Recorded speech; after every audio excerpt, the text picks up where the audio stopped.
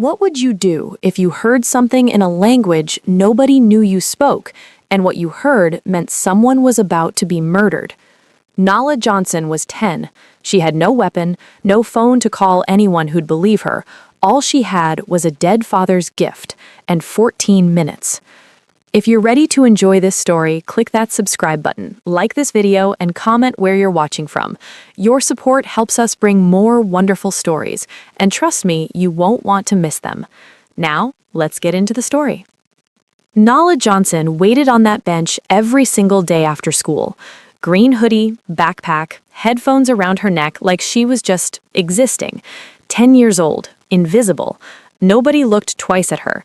She was just another kid near the business district, killing time while her aunt finished cleaning offices upstairs. But Nala wasn't just sitting there, she was listening. Her father taught her that. Before he died, he spent 2 years turning Russian into a game between them.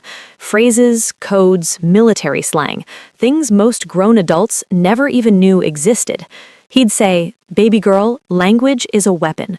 Learn it before they know you have it." He's gone now, but the language stayed. 4 blocks up, on the 18th floor of the Kang Tower, young Wan Bei stood at his window. 32 years old, built his empire from nothing and fear.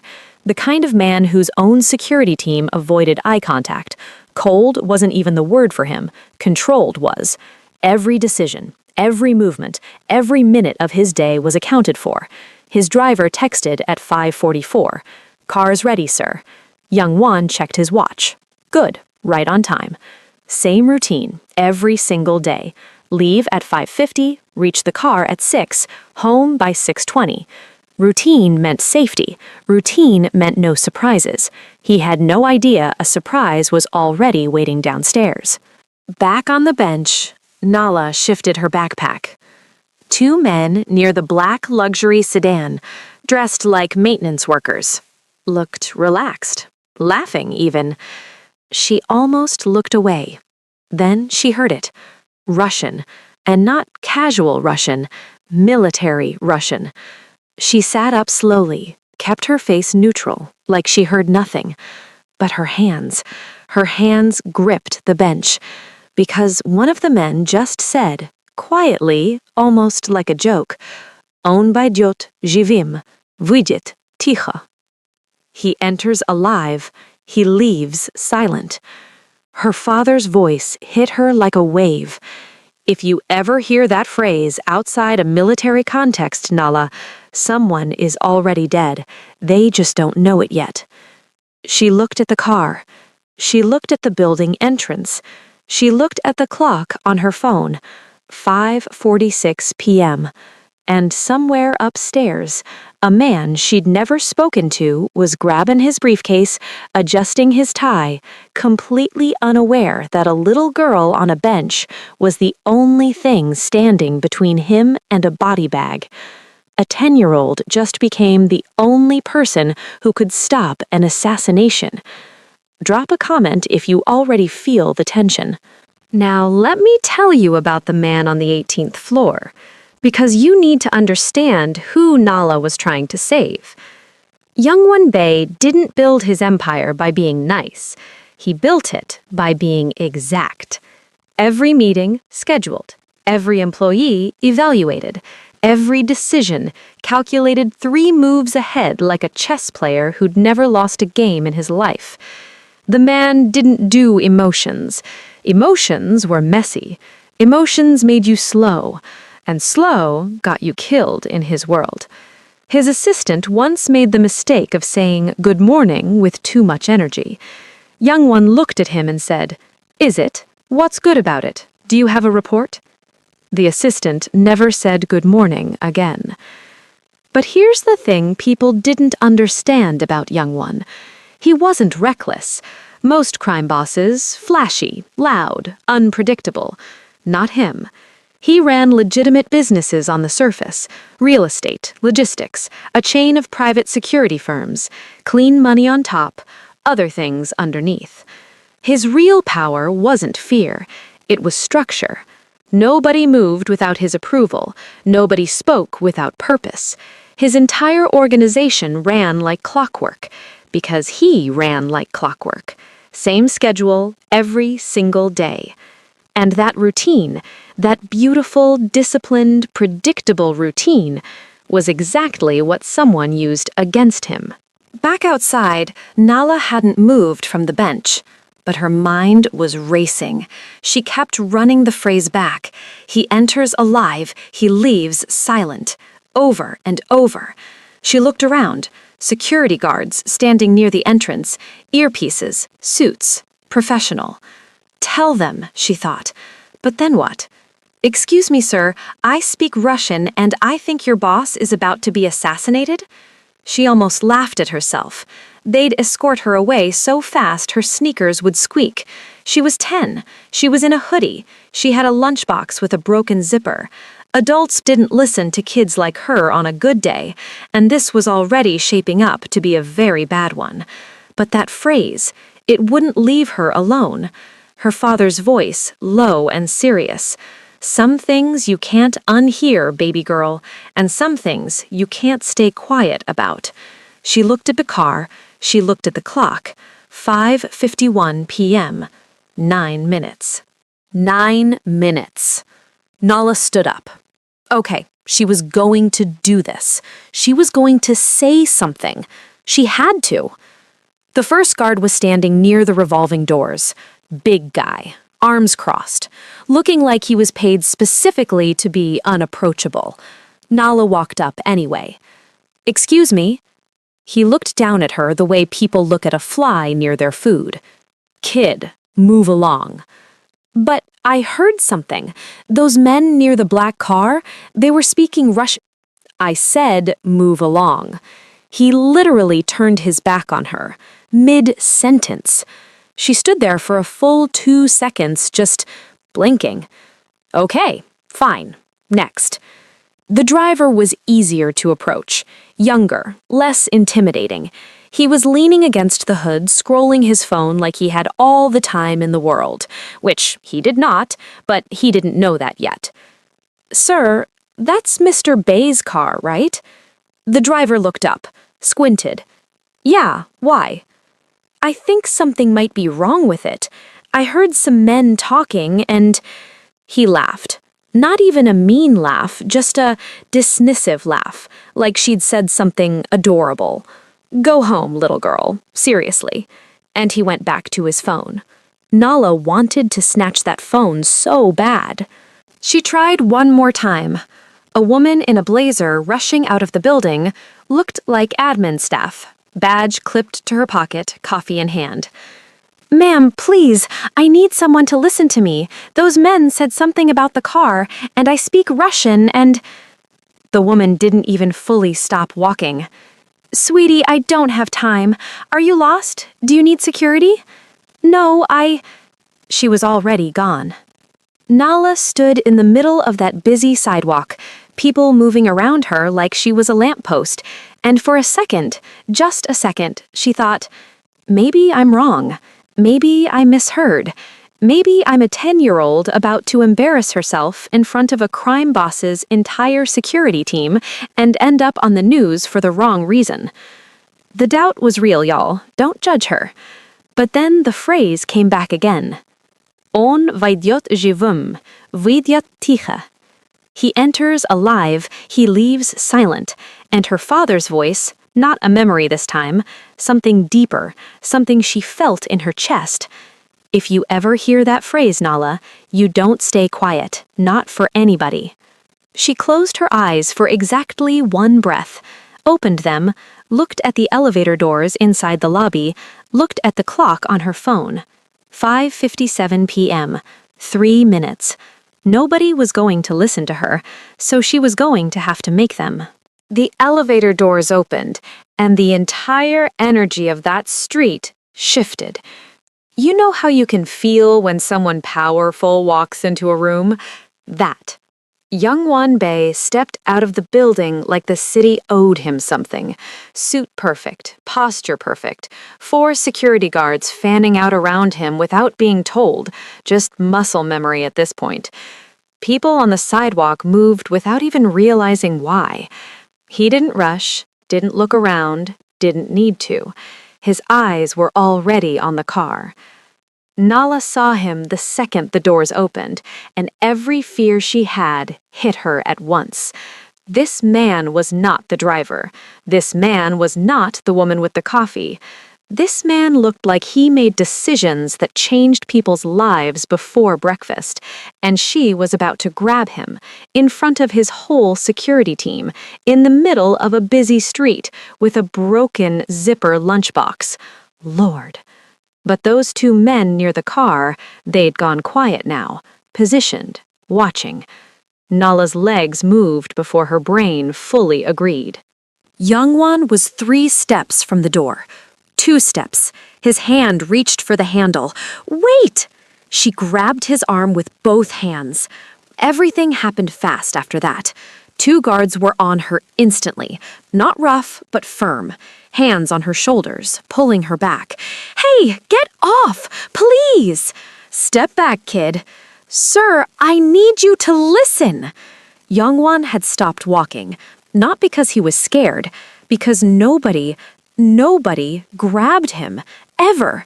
He turned slowly and looked down at her, and his expression wasn't angry exactly. It was that specific kind of cold that's somehow worse than angry. Remove her. No, please, don't get in that car. The guards tightened their grip. Nala's voice cracked, but she didn't stop. Don't go in, or you won't come out. Youngwon paused. 1 second. Almost turned away. Almost. And then Nala said it, the phrase, in Russian, perfectly. On vaidyot živim, vidyet ticha. The air changed. Youngwon's eyes went from cold to something else entirely. Something sharp, calculated. His jaw tightened. He looked at the car, then at the 2 men near it who were now, very casually, trying to walk away. Too casually. 1 second of silence that felt like a full minute. Then, nobody touch that car. His voice didn't rise, didn't need to. Check it, now. Everything. The whole team snapped into motion. Guards swarmed the vehicle. The 2 men near it broke into a run and were tackled before they made it half a block. Youngwon stood completely still in all that chaos and looked down at Nala. Really looked at her for the first time. A 10-year-old girl in a green hoodie had just made him stop. The first guard reached under the car with a flashlight. 30 seconds of silence. Just silence. Nala stood there, heart hammering, guards still hovering around her, nobody really sure what to do with a 10-year-old in the middle of a potential crime scene. Then the guard with the flashlight stood up slowly, and the look on his face said everything. Sir. Just that one word, but the way he said it made 3 other guards reach for their radios at the same time. Youngwon walked over, looked under the vehicle himself. Explosive device. Small, professional, magnetic mount, meaning someone placed it there deliberately, carefully, like they'd done it before. But that wasn't even the worst part. The worst part was what they found inside the car. A chemical canister, hidden behind the rear panel, designed to release on impact. So even if Youngwon somehow survived the blast, he wouldn't survive what came after. These people didn't want him injured. They wanted him gone. Gone, gone. No coming back, gone. Everything erupted at once. Lockdown. Nobody leaves the block. Radio the backup team. Someone call it in. The whole street transformed in 60 seconds. Guards that were standing calmly at posts were suddenly running. Black SUVs appeared from nowhere. The building entrance got sealed. People on the sidewalk started recording on their phones, because of course they did. One of the 2 men Nala had spotted earlier, the one who'd said the death code so casually, made a break for it. Got maybe 40 feet.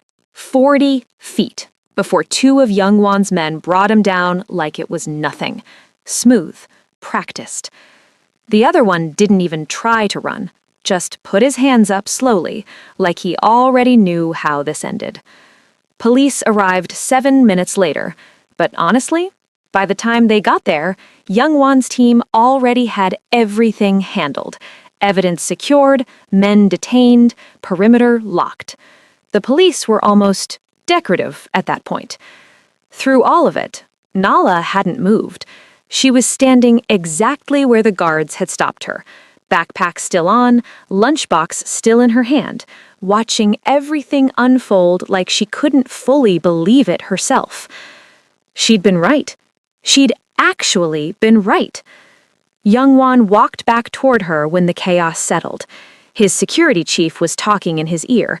His phone was buzzing nonstop. He had a million things demanding his attention right now, but he stopped in front of this little girl first. He looked at her for a long moment.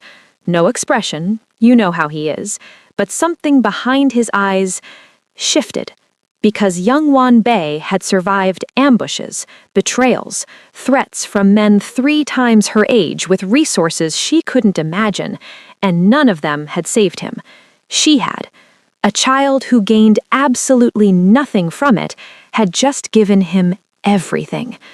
He didn't speak yet, but something in him was already changing. The interrogation didn't take long. Young Wan's people were thorough. Let's just leave it at that. Within 2 hours, they had names, dates, wire transfers, the whole map of the conspiracy laid out like a blueprint. And when Young Wan saw whose name was at the center of it, he went very, very still. Park Jin-so, his lieutenant for 6 years, the man who sat at his right hand in every major meeting, who knew his schedule, his routes, his routines. His routines. That's how they knew exactly when he'd reach the car. That's how they knew which vehicle, which entrance, which minute.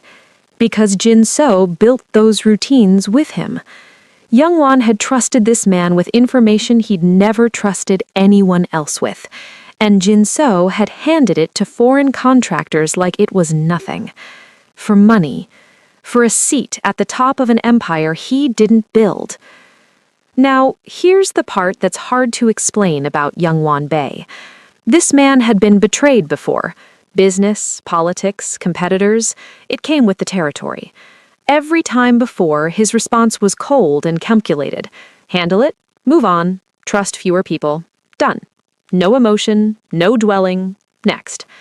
But this time, he sat alone in his office after the briefing. Phone off, lights dim, and for the first time in longer than he could remember, he didn't know what to do with what he was feeling, because the math kept hitting him differently now. If Nala hadn't been on that bench, if she didn't speak Russian, if she hadn't pushed past every single person who dismissed her, Jinseo would have won. 6 years of loyalty, dissolved into a body bag on a Tuesday evening, and nobody in his entire organization, not one person with training, weapons, resources, and a salary, had caught it. A 10-year-old girl caught it. A child. That broke something open in him that his pride really wasn't ready for, because Young Wan had built his whole identity around control, around never being the one caught off guard. And here was the truth. Sitting in his chest like a stone. He'd been exposed. Completely. Fatally. And the only reason he was alive to feel embarrassed about it was grace. Accidental, unearned, hooded sweatshirt and broken zipper grace. He had Jinseo brought to him directly, and I'll spare you the details of that conversation, but I will tell you this. Young Wan didn't rage. Didn't shout. He just looked at the man he'd trusted for 6 years and said quietly, "You should have known I'd survive." Then he walked out. But alone in the elevator going back up, his composure cracked, just for a second. Just enough. His jaw tightened, eyes closed. If not for her... He exhaled slow. A child had done what no enemy could. She'd made him feel human. Young Wan didn't send someone. He went himself. Which, if you knew anything about Yangwon Bei, you'd understand why that alone said everything. This man didn't go anywhere without a reason that served him directly. But 3 days after the incident, he showed up at Nala's aunt's apartment building in a black car. No entourage, just one guard. Almost humble for him. Nala's aunt opened the door and nearly passed out because she recognized him. Everyone in that district recognized Yangwon Bei. She looked at Nala, looked at him, looked back at Nala. What did you do? Nala held up both hands. I promise I didn't do anything bad. She saved my life, Yangwon said simply. Aunt looked at this child for a long moment. Get in here, she said to Yangwon. I'll make tea. They sat across from each other in a small living room. Yangwon, who normally occupied boardrooms and penthouses, sitting carefully on a couch with plastic coverings still on the armrests. And he listened, really listened, probably for the first time in years. He learned about Nala's father, Marcus Johnson, former military interpreter, fluent in 4 languages, taught Nala Russian the way other dads taught their kids card games, slowly, lovingly, turning it into something special between them. Gone 2 years now, heart attack at 39. No warning, no goodbye. He learned about the financial reality after that. Mom working doubles, aunt taking Nala after school because childcare wasn't affordable. Rent 3 weeks behind, electric bill taped to the fridge as a daily reminder. He learned that Nala had tried to warn 3 different people before she reached him. 3. And every single one dismissed her. Something moved across Yangwon's face when he heard that. Not pity, something closer to recognition. He knew what it felt like to be underestimated. He'd just never expected to see it so clearly in a 10-year-old. He made arrangements before he left. A safer apartment, better neighborhood, better school district, lease handled. A private academic fund for Nala, languages, sciences, whatever she wanted. Security detail, discreet, not intrusive, because until Jinseo's network was fully dismantled, loose ends existed. Nala's aunt tried to refuse. We don't need charity. It isn't charity, Yangwon said quietly. It's a debt. She didn't argue after that. But here's what the money couldn't explain. Before he left, Yangwon crouched down slightly, this powerful, controlled, emotionally armored man, and looked at Nala directly. Your father taught you well. Nala blinked, swallowed hard, nodded. And Yangwon straightened up, walked out, got in his car, and sat there for a moment before telling the driver to go.